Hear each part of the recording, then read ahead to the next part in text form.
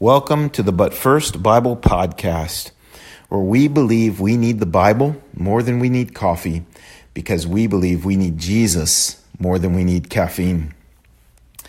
We're in the 68th and 69th Psalm today, as well as Romans chapter 3.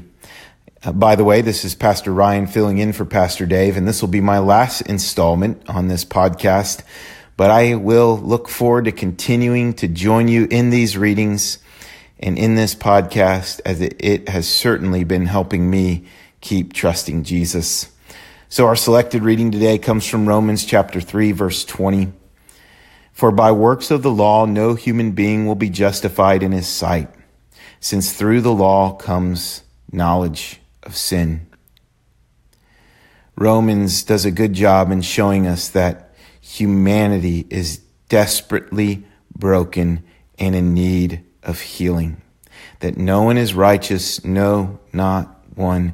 That no one seeks God. And if there is to be a right relationship with God, it cannot come from within us. It has to come from outside of us. Dave has asked us to ask these questions as we read the scriptures. Who is God? Who am I in light of this text? Who is Jesus?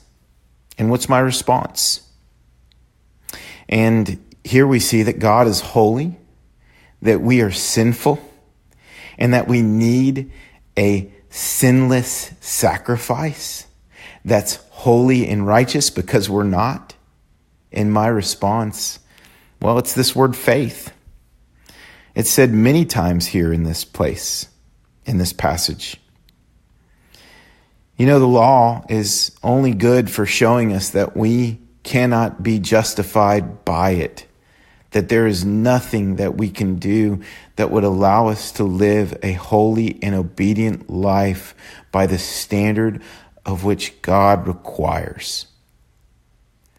But the law also points us to the reality that there is one that we can look to that has done it, and that's Jesus Christ. The Old Testament prophesies about this Messiah. Paul makes this argument to the Jews, and he says, your Jewishness doesn't save you. Your circumcision doesn't save you. Your rituals don't save you. The same is true of us today. Whatever country you were born in, whatever ethnicity that you have, whoever your parents are, it really doesn't matter, because God is holy and we're sinful. And the standard by which God judges us is perfection. And that should cause us to cry out for perfection, not in ourselves, but in the one that God sent. And that's in God the Son, Jesus Christ. I really love a book called The Cross of Christ by a man named John Stott. And he says something to the effect of, if we don't see the cross as something done by us, we'll never see the cross as something done for us. Paul makes a great argument here for us to see that the cross was done by us, that no one is righteous, and the sacrifice of Jesus on that cross some 2,000 years ago was done by us. But once we see that it is done by us, it's freedom.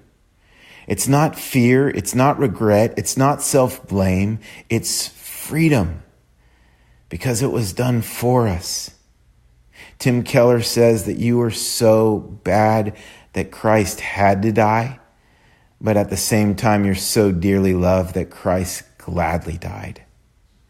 So allow the law to show you your sin, but also know that that sin has been atoned for by the perfect sinless sacrifice of Christ.